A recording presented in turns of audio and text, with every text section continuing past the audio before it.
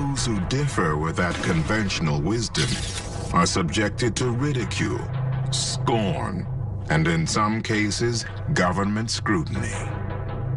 Just because we can travel from star to star doesn't mean another civilization who is potentially 10,000, if not 100,000 years older than us can't do it either. That's the height of human arrogance.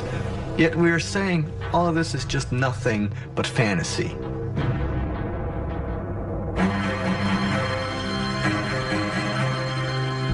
Could mankind really have been visited by alien beings from other worlds? And might the truth have been kept secret for centuries?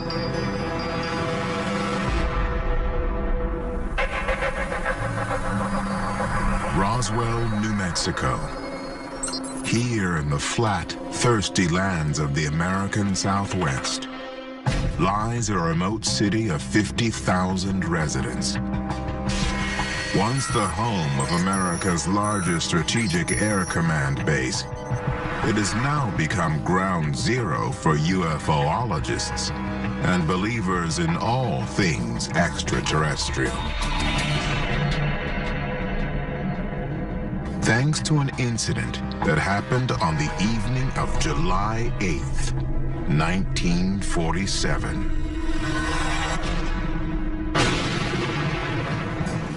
Following a major thunderstorm, rancher Matt Brazel came across this really extensive area of debris, stuff he had never seen before. He brought it to the local sheriff's office. They both thought it might be military because in 1947, Roswell was home to Roswell Army Airfield, the home of the 509th Bomb Wing. The base sent Major Jess Marcel, the intelligence officer, and at that point, it basically became a military site as they gathered up every bit of debris they could find. Early on, they issued a official sanctioned press release from Roswell Army Airfield saying, "We have captured a flying saucer." The next day, higher authorities said, no, wait, no, they were wrong. It was just a weather balloon. Something clearly landed in 1947. I've personally spoken with the Jesse Marcel family, and they're absolutely convinced that what they saw was not of this earth. He knew what a weather balloon was. He knew that this wasn't a weather balloon. They moved in with the military. They scraped up the whole area, and they have since tried to act like that nothing had happened.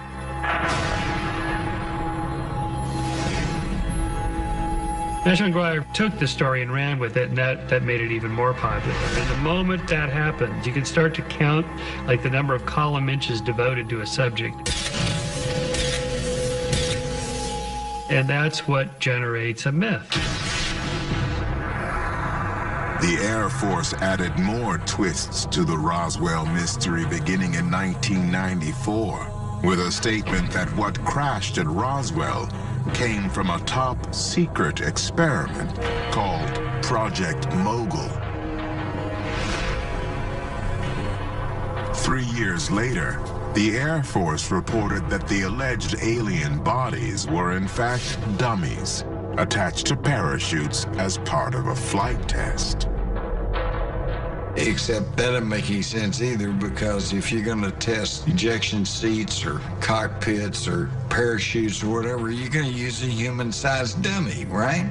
You're not going to use a 4-foot-high, big-headed, alien-looking creature. So the whole thing is it's just almost laughable.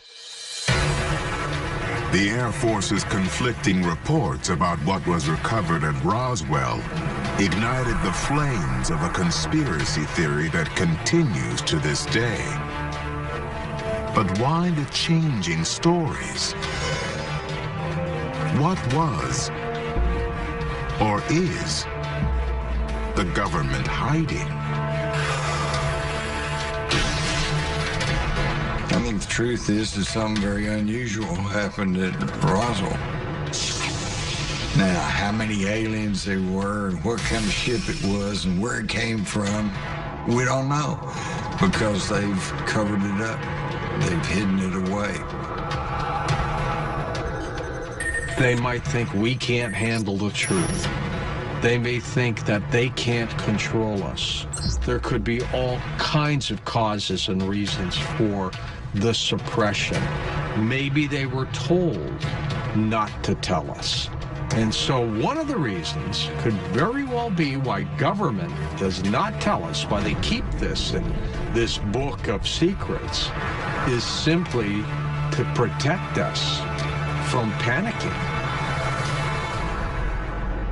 If there is evidence, allegedly the government would want to keep that secret, hide it in a warehouse out in the desert someplace. The key motives for keeping the UFO extraterrestrial issue secret falls into, I think, two broad categories. Number one, weaponry. They view any exotic technology as possible weapons, and therefore it's got to be kept secret. And number two, any advanced technology could shake up the monopolies that the ruling elite enjoy in this country, and so they've got to keep that secret.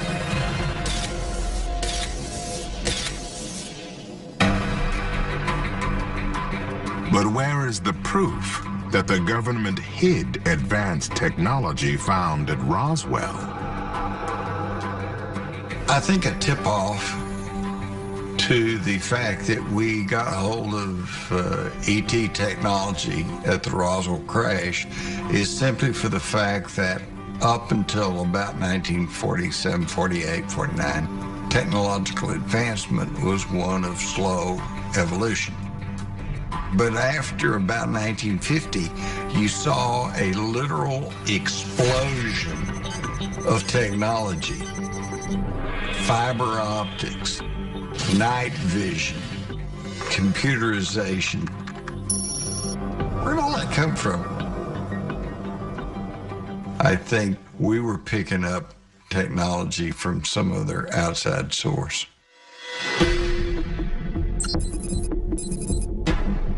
Might the U.S. government's advanced weapons technologies been the result of access to extraterrestrial intelligence?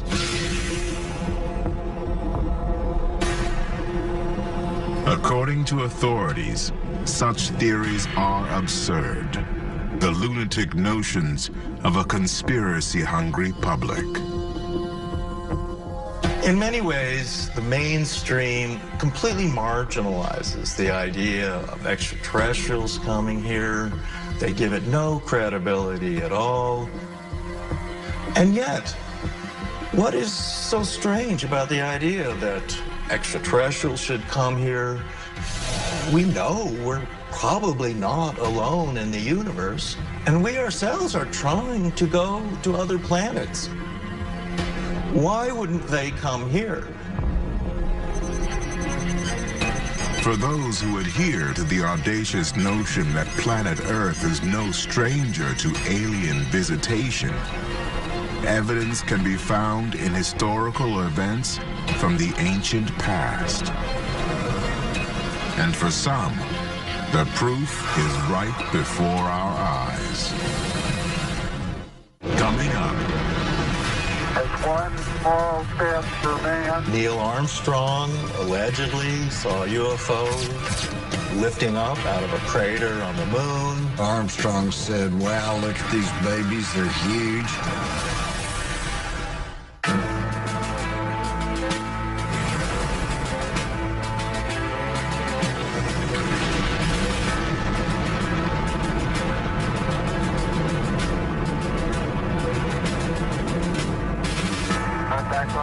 Okay, engine stop. We copy, get down, Eagle. Tranquility Base here. The Eagle has landed. On July 20th, 1969, in what was arguably mankind's greatest technical achievement, Apollo 11 astronauts Neil Armstrong and Buzz Aldrin became the first humans in history to step foot on the moon. It's one small step for man, one giant leap for mankind. More than 125 million people watched the event live on their television screens. But then, for a period of 2 nail-biting minutes, the transmission suddenly went dead. The official reason was technical difficulties. But there are many who believe those 2 minutes were recorded, but censored, due to the strange things the astronauts were reporting back to NASA. Neil Armstrong and Buzz Aldrin actually saw things taking place on the dark side of the moon, and they were told they were not allowed to go there. And these were not Earth-based technologies. Neil Armstrong allegedly saw a UFO lifting up out of a crater on the moon. Armstrong said, wow, look at these babies, they're huge. And that they were ships up there watching them. UFOs on the moon? Witnessed by astronauts Neil Armstrong and Buzz Aldrin? A delusional conspiracy theory? Or a government cover-up? 2 facts are certain. The world watched as beings from one world landed on another. And a book, published just 1 year earlier, was now flying off store shelves. Written by Swiss author Erich von Däniken, Chariots of the Gods made a compelling case for the notion that many of the world's ancient archaeological mysteries had otherworldly origins. The whole idea is extraterrestrials have been coming to Earth for thousands of years. The best case worldwide is Nazca. I was one of the first who was in Nazca. Nazca is in Peru, about 500 kilometers from Lima. When you fly over the desert, you see gigantic lines. They look like airstrips. Seen from the air, they give you the imagination of airstrips. They look like, because they start abruptly, end abruptly. Von Däniken's book also reported findings in the western United States of cave paintings of gods resembling strange creatures from another world. And other ancient images could be found in Italy that bore a striking resemblance to astronauts in spacesuits. We have worldwide similar cave paintings. The so-called gods are always the one with the helmets and their halos. Now, if something happened just on one continent, let's say the Africans would do this, I would be quiet. But I clearly can prove that these so-called gods with the helmets and the halos you find worldwide, thousands of years ago, where our forefathers had no connection to each other. So why this? Because they saw the same thing. Within a year of Neil Armstrong's first walk on the moon, Chariots of the Gods had sold 60 million copies and had been printed in 32 languages. It ignited belief in what has since become known as the ancient astronaut theory. But it also sparked controversy, even derision, from archaeologists, religious scholars, academics, and even the mainstream media. Chariots of the Gods was on the market in the German-speaking world in February 1968. About 1.5 months later, it was on top of every best-selling list. And it took about maybe 3 or 4 weeks. Then the critics began. It was outrageous. It collected a bunch of things and put them together in a way that was completely outlandish, yet so compelling that people wanted to believe it. And people want to believe that aliens visited Earth in the past and that they helped us with the pyramids and with the Nazca lines and that ancient aliens gave us technology.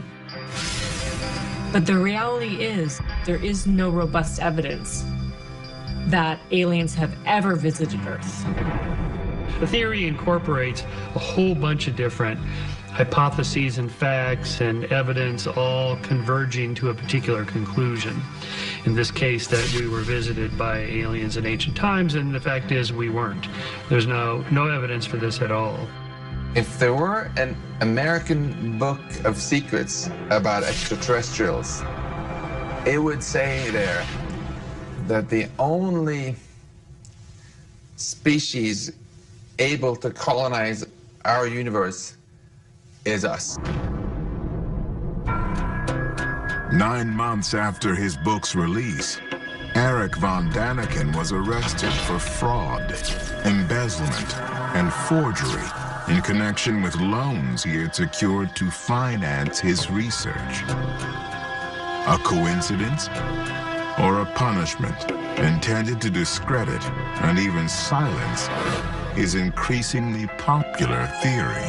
There's a natural suppression of this idea that extraterrestrials are here.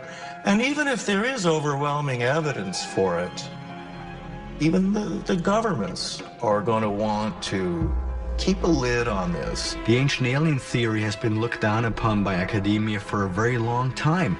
And that's okay, because we have to understand that science always has this status quo. And it's the status quo that needs to be maintained. 40 years later, the questions are still out there, and some are still being posed.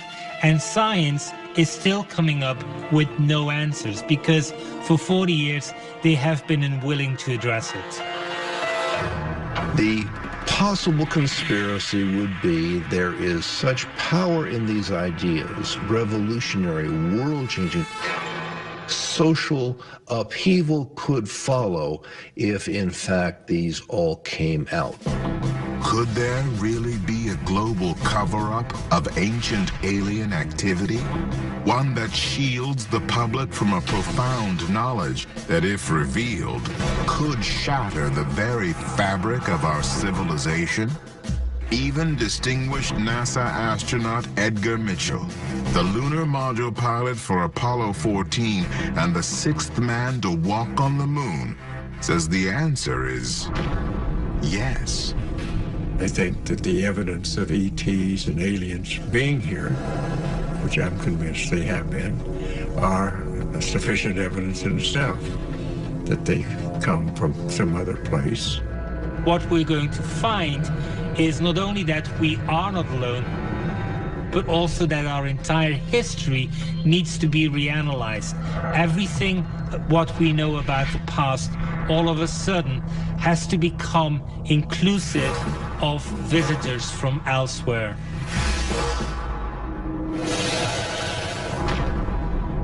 Coming up, the President of the United States cannot even get to this information. We spent some time looking at this, but there was nothing conclusive. There's that very high likelihood that the secret is here and we don't know about it.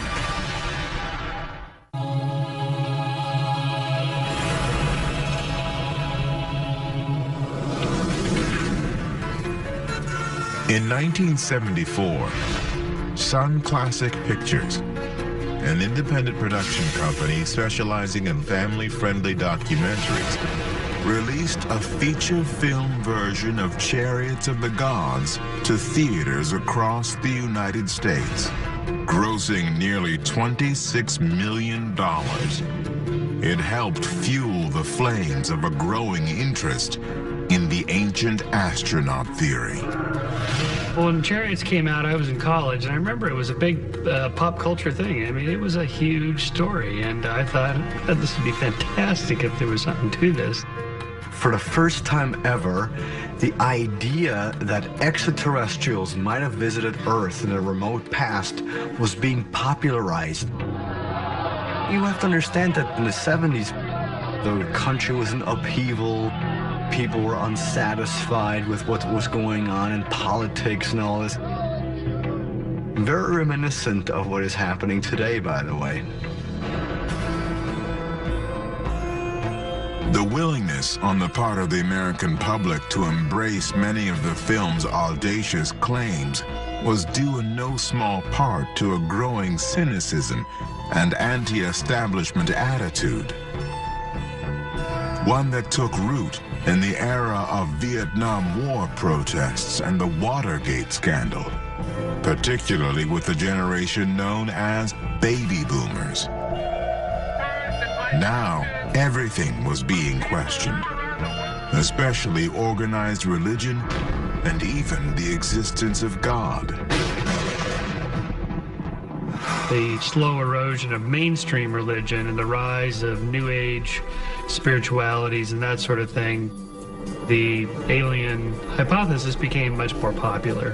There was a more of a receptive audience for it, that there are beings out there coming down here, which then finally also has religious overtones.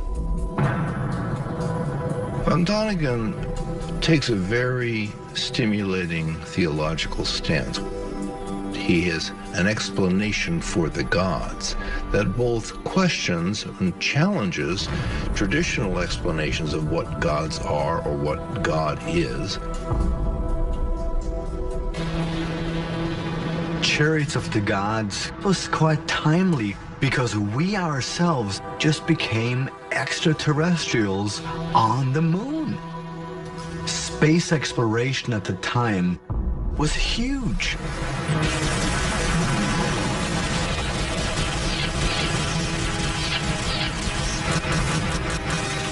Even more evidence of the ancient astronaut theory's growing attractiveness could be found in popular culture. Primarily in films like Star Wars, which places its high-tech world of robots and lightsabers not in the far future, but a long time ago, in a galaxy far, far away. Similarly popular was Battlestar Galactica, a fantasy adventure television series which told the story of a doomed humanoid race in search of a home planet. Its use of Egyptian-style spacesuits and other ancient iconography seemed to validate von Däniken's notion that the people who built the pyramids may, in fact, have come to Earth from other worlds.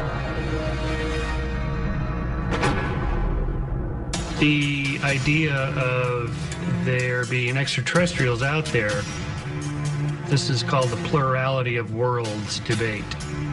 It's been around since the ancient Greeks. So it's just a small extension to go from they're out there to they've come here.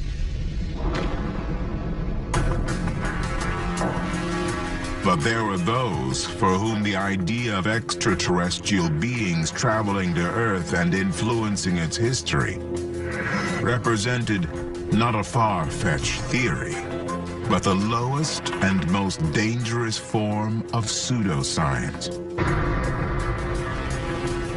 They called ancient astronaut theory everything from racist and colonialist to downright nonsense. And these were members not only of the religious and scientific communities, but of the presumably more open-minded world of academia. When Chariots of the Gods came out, it created a revolution because people either loved it or hated it. Mostly the ones who hated it were the academics, because they somehow felt that this notion that we had been visited by extraterrestrial beings was simply impossible. Eric von Däniken had to be wrong. And what they were confronted with was the fact that these questions couldn't be answered by science. Science was basically saying that there was no validity whatsoever. Chariots of the Gods actually really did have an effect on me, because when I see what I call outright bad science, it really gets my hackles up. And when I listened and read about and saw different shows on these different hypotheses, it often ended up sort of screaming matches at the television screen about, that's the dumbest thing I ever heard.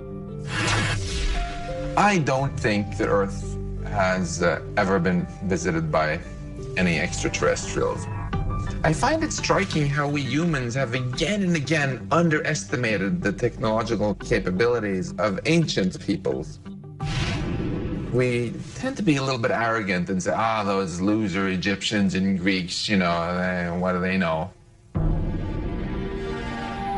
Is ancient astronaut theory really as anti-scientific or preposterous as its detractors believe it is?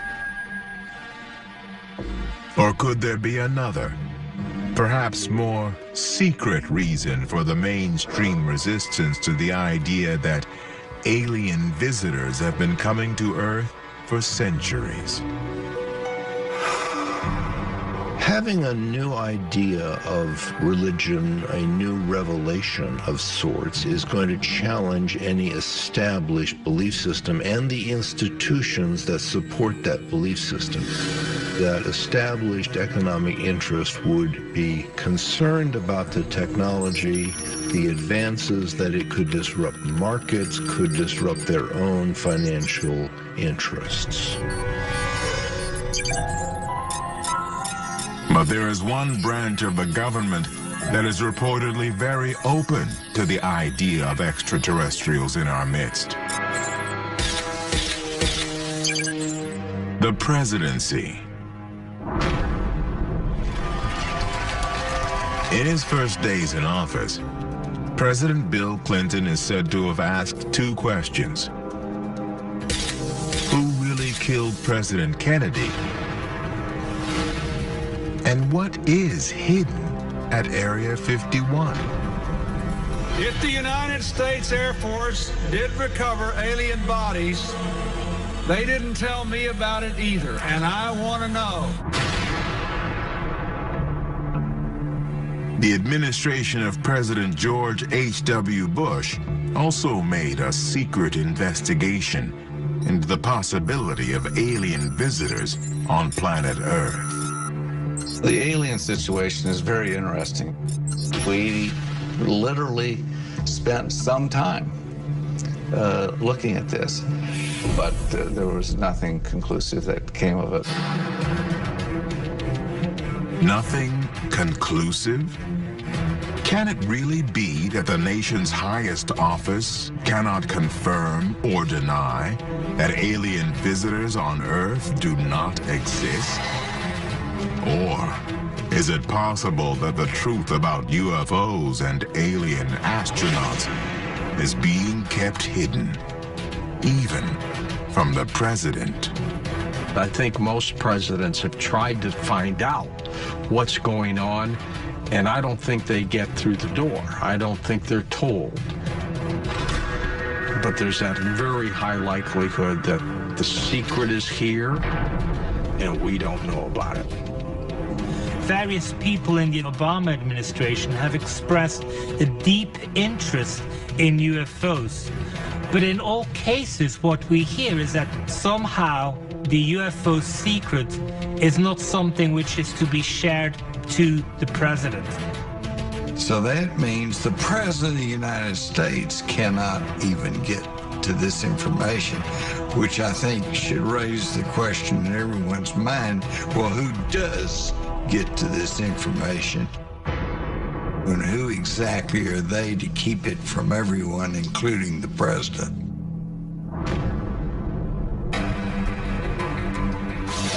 The relationship between the President of the United States and other worldly beings stretches back to the very founding of the country. From its earliest days, the U.S. government has been associated with signs, symbols, and allusions to cosmic contact. The founding fathers of America were very open-minded and forward-thinking people. Thomas Jefferson reported seeing a UFO. Benjamin Franklin wrote that he believed in life on other planets. Even George Washington had a portrait made of himself that has a UFO in the sky. So you have this idea of the founding fathers even possibly being influenced themselves by extraterrestrials. But why, if the nation's highest office remains curious about the possibility of alien visitors, is the notion so scoffed at by those in the scientific community? Is there a cover-up? Or do they think mankind is not yet ready to handle the truth? Perhaps the answer lies in the Book of Secrets. Coming up. Suddenly, the Vatican is saying, yes, there's other life on other planets. We're going to be looking for it too. What's at stake for organized religion? Power and control.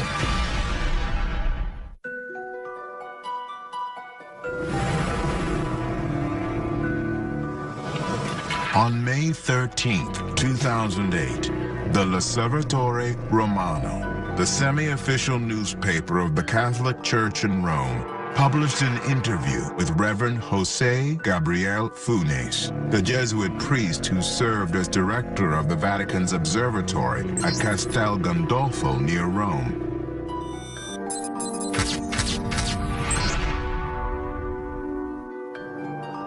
Bearing the headline, "The Extraterrestrial is My Brother," Funes made a remarkable and audacious admission: that there is no conflict between believing in God and the possibility of intelligent life on other planets.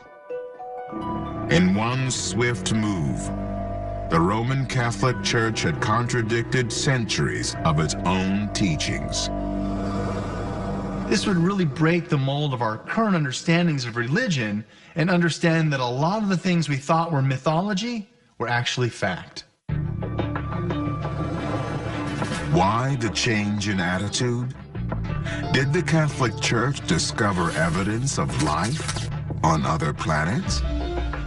Or might it be the time was right for the Church to admit something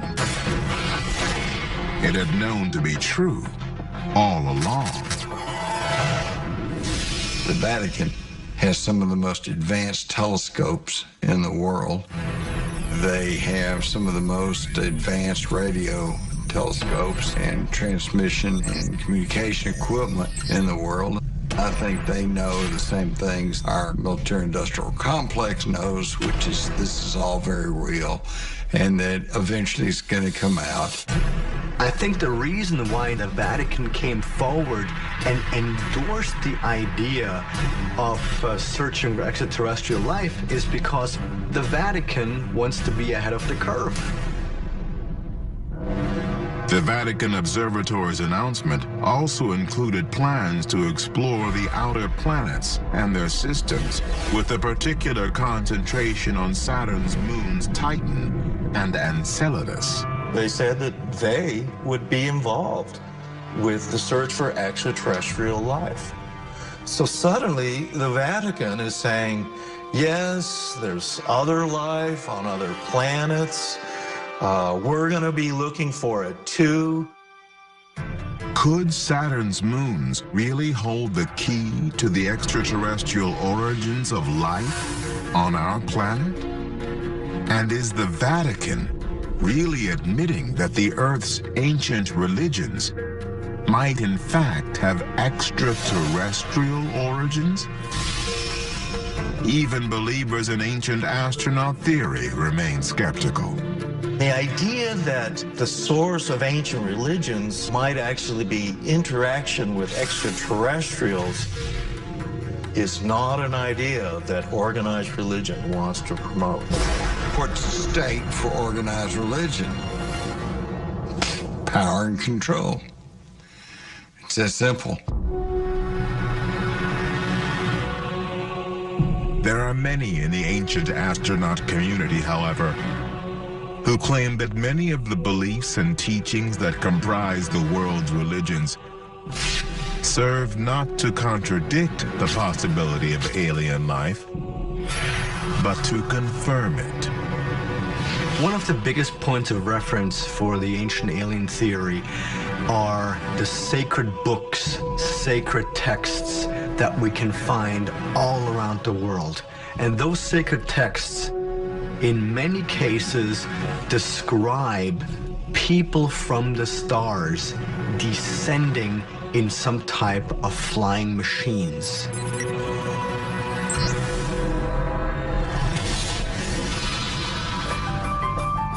The Vatican's bold admission that the possibility of intelligent life in the universe seemed to validate what scientists and cosmologists like Stephen Hawking had believed for centuries. But it also gave fresh credibility to another, perhaps even more controversial theory, that of intelligent design.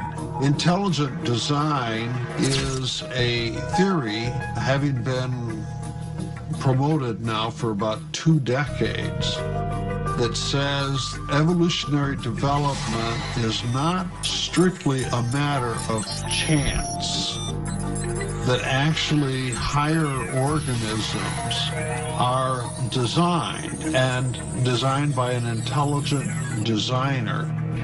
They're not simply accidents of biological contingency. Of course, the notion that the universe and all living things are more likely the product of a godlike being or entity was not new. Virtually every religion across the globe has embraced the concept for centuries. But intelligent design was now being championed by powerful political and religious conservatives, people like Republican Party activist George Gilder, whose Discovery Institute in Washington, D.C. stands at the forefront of what detractors would call this subversive and pseudo-scientific concept. It was seen by the mainstream as an attack on the theory of evolution, and therefore threatened the integrity of modern scientific thought. Those disciples of Charles Darwin who advanced evolutionary theory, and today we call it the neo-Darwinian synthesis because genetics explains variation. It's important to note these are chance events that lead to the development of new species. Intelligent design, people want to say it's not just chance. It's the intervention of an intelligent designer. Who is that intelligent designer? Well, St. Thomas Aquinas would say, we all call that designer God. But intelligent design people say, we have no opinion on who the designer is. Do proponents of intelligent design really have a secret agenda to undermine conventional science by promoting the belief in an almighty creator? Or is it an ingenious means of bridging the enormous gap that exists between those who believe in Charles Darwin's secular theory of evolution and those who believe that mankind might also owe its very existence to beings from other worlds? Perhaps the ultimate answer can be found in the covert messages that are being transmitted throughout our galaxy, even as we speak. Coming up. Transmitting signals into space saying, hey there, here we are, is an absolutely idiotic thing to do. Dr. Stephen Hawking suggested that they would come here to destroy us.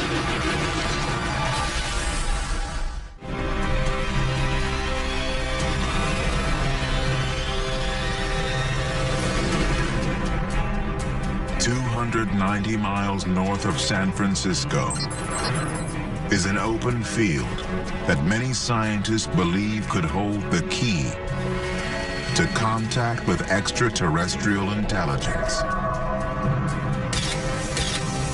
At the Allen Telescopic Array, radio receivers and giant transmitters are part of a global scientific network called SETI. I think that the goal of the SETI program, the search for extraterrestrial intelligence, is extremely important. We look at our universe and we just have to know, are we alone?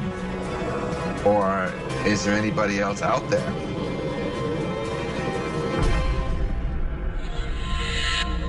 Among SETI's favorite cosmic targets are areas called Goldilocks zones.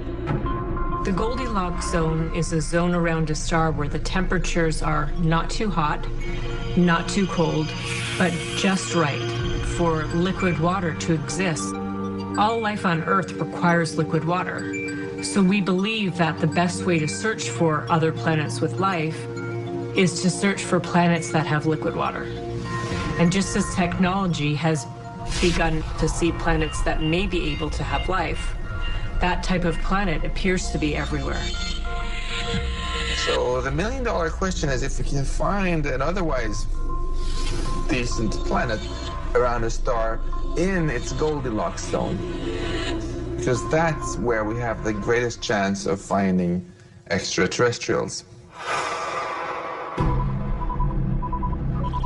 Could there really be an abundance of livable planets in the universe? And might SETI really detect intelligent life on one of them? But how? There's two senses in which you could detect intelligent extraterrestrial life. One is in just the noise that they generate.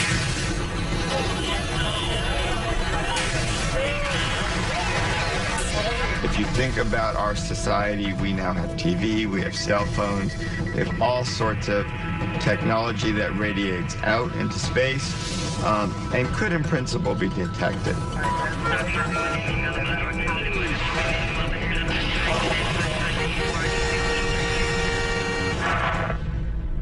The other is we have changes in our atmosphere that we've generated by being on the planet and doing stuff that in principle could be detected. It is very much like looking for a needle in a haystack because we're using radio astronomy. We're analyzing radio waves in an effort to try and find out whether amongst the millions of signals which we get on a daily, if not hourly basis from space, whether somehow in there is an alien communication. Could the very existence of SETI, along with NASA's mission to Mars and other planets, be proof of the U.S. government's secret belief in the ancient astronaut theory? And if so, would we be prepared in the event of a real-life close encounter? UFO activity has been going on for thousands of years, and we have been monitored and watched since the beginning of our civilization. The U.S. military and even the United Nations has stored away some contingency plans in the event that aliens should show up, you know, either benign or otherwise. They would be remiss in their job if they didn't have such contingency plans. Are there secret files and covert plans under lock and key? Have there been exercises and other preparation work? If the truth finally comes out, might proof of life on other planets crumble the foundations of government, religion, science, and our society? Or would it reassure us by revealing at last the truth about our origins.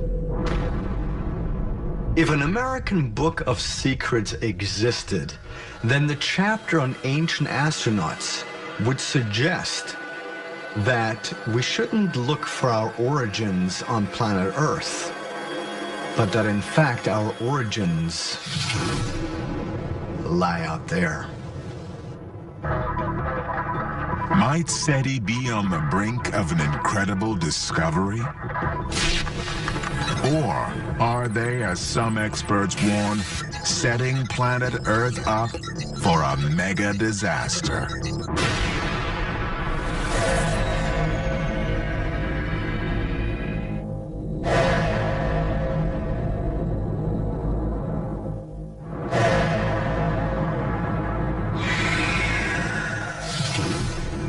Transmitting signals into space saying, hey there, here we are, is an absolutely idiotic thing to do.